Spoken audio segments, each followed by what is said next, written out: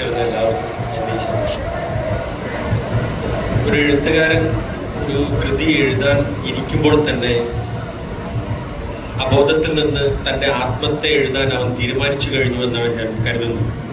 അതുകൊണ്ട് നാം എഴുതുമ്പോൾ നാം ജീവിക്കാത്ത ജീവിതമാണെങ്കിൽ പോലും ആ കഥാപാത്രത്തിന് നമ്മുടെ ആത്മാംശത്തിലുള്ള എന്തെങ്കിലുമൊക്കെ ചാർത്തി കൊടുക്കാനായിട്ട് നാം ശ്രമിക്കാറുണ്ട്. ഇത് ബോധപൂർവമോ അല്ലാതെയോ ഒക്കെ വരാം.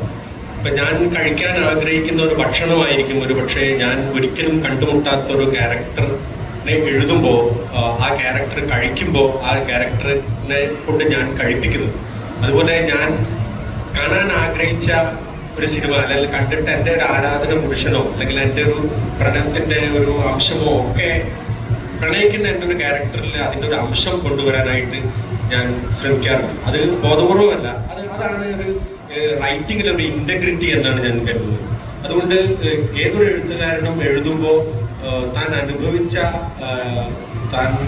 തൻ്റെ ചുറ്റുപാടുമുള്ള താൻ കണ്ട കാര്യങ്ങളിൽ നിന്ന് സ്വാംശീകരിച്ച എന്തെങ്കിലുമൊക്കെ ആ എഴുത്തിൻ്റെ താളുകളിൽ ഉണ്ടാകുമെന്ന് തന്നെയാണ് ഞാൻ കരുതുന്നത്. ഞാൻ ഈയിടെ പാരീസ് റിവ്യൂവിൽ വായിച്ച ഒരു കാര്യം ഞാൻ ഓർക്കാൻ ആഗ്രഹിക്കുന്നു.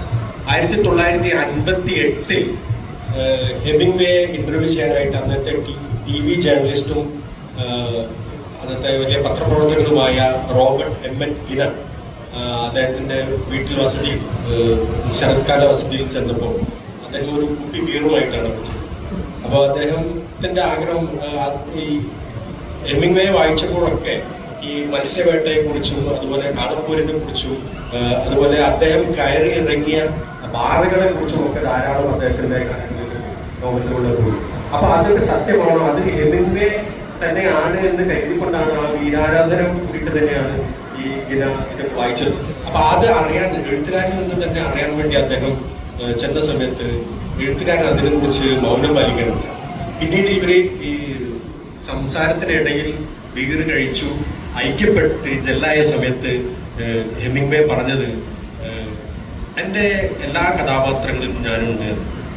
1958 തന്നെ അങ്ങനെയുള്ള ഒരു പ്രഖ്യാപനം ഉണ്ടായിട്ടുണ്ട്. അതുകൊണ്ട് നമ്മൾ അന്ന് മുതൽ, ഇപ്പം ഞാൻ അറിയുന്ന ഒരു കാലഘട്ടം പറഞ്ഞു തന്നേ ഉള്ളൂ, അന്ന് മുതൽ ഈ എഴുത്തുകാരുടെ ഉള്ളിൽ തനിക്ക് ജീവിക്കാൻ കഴിയാത്തതോ താൻ ജീവിച്ചിട്ട് പുറം ലോകം അറിയാത്തതോ ആയിട്ടുള്ള കാര്യങ്ങളെ കഥാപാത്രങ്ങളിലൂടെ അഡ്രസ്സ് ചെയ്യുന്ന ഒരു മെക്കാനിസം എഴുത്തിൽ ഉണ്ടാവുന്നുണ്ടെന്ന് തോന്നിക്കരുത്. ഇപ്പോൾ അടുത്ത കാലത്ത് നമ്മുടെ ആനി എർണോ സമ്മാനിതയായ സമയത്താണ് നമ്മൾ ശരിക്കും പറഞ്ഞാൽ ഈ ഓട്ടോ ഫിക്ഷൻ ഒരു ഫോം ആണ് എന്ന് നമ്മൾ സംസാരിക്കാൻ തുടങ്ങി. ഇപ്പോൾ അവരുടെ സിമ്പിൾ പാഷൻ എന്ന് പറയുന്ന കൃതിയിലൊക്കെ ധാരാളം വന്നു.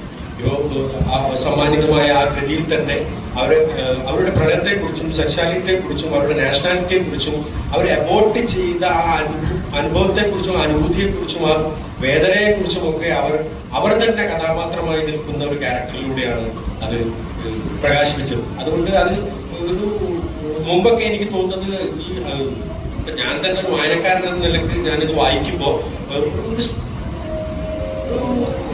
സ്ത്രീയാണ് എഴുത്തുകാരി എങ്കിൽ അത് അവരുടെ ജീവിതമാണോ എന്ന് അറിയാനുള്ള ഒരു അശ്ലീലത വായനക്കാരൻ്റെ ഉള്ളിൽ പ്രവർത്തിക്കുന്നുണ്ട് എന്നാണ് ഞാൻ കരുതുന്നത്. അത് നമ്മുടെ മലയാളികളുടെ ഒരു കുഴപ്പമാണ്. കാരണം നമ്മൾ സ്വകാര്യതയെ മാനിക്കാത്ത ഒരു സമൂഹമാണ്. സ്വകാര്യത നമ്മളെപ്പോഴും നമ്മുടെ ജനലുകൾ അടുത്ത വീട്ടിലെ ജനലിൻ്റെ ഉള്ളിൽ കൂടെ നോക്കാനുള്ള ഒരു ജനലായിട്ടാണ് നമ്മൾ അതിനെ എപ്പോഴും കണ്ടുകൊണ്ടിരിക്കുന്നത്.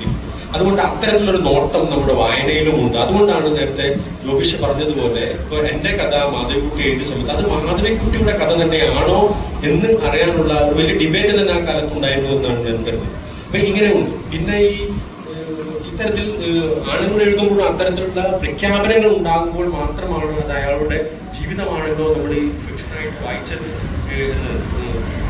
നൗസ്ഗാർഡൊക്കെ എഴുതിയിട്ടുള്ള A death in my family പോലുള്ള കൃതികൾ വായിക്കുമ്പോൾ നമുക്കത് മനസ്സിലാവും. അദ്ദേഹം പലപ്പോഴും ഇന്റർവ്യൂകളിലൊക്കെ തൻ്റെ ജീവിതത്തെ വിശദീകരിച്ചതുപോലെ ഉള്ള കാര്യങ്ങൾ തന്നെയാണ് അദ്ദേഹത്തിൻ്റെ കൃതികളിലും ഒക്കെ ഉള്ളത്.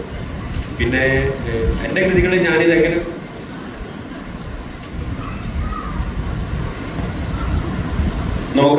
ഞാൻ ചോദിച്ച ചോദ്യത്തിലേക്ക് വിനോദകൃഷ്ണ പ്രവേശിക്കാൻ തുടങ്ങുമ്പോഴാണ് ഞാൻ ഇടപെട്ടത്.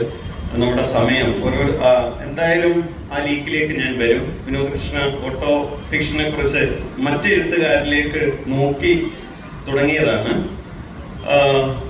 നമുക്ക് അതുകൊണ്ട് തന്നെ അടുത്ത ഷീല ടോമിയുടെ കൃതികളിൽ ഇപ്പോൾ വലിയ പേരുള്ള അവരുടെ ഒരുപക്ഷെ അവരുടെ ആത്മകഥ തന്നെയാണ് എന്ന നിലയിൽ ഒരുപാടിടങ്ങളിൽ നമുക്ക് വായിക്കാൻ പറ്റും. ഒരു പ്രവാസ ലോകത്ത് നിന്ന് വയനാടിനെ ഓർത്തെടുത്ത് വയനാടിന്റെ മഞ്ഞും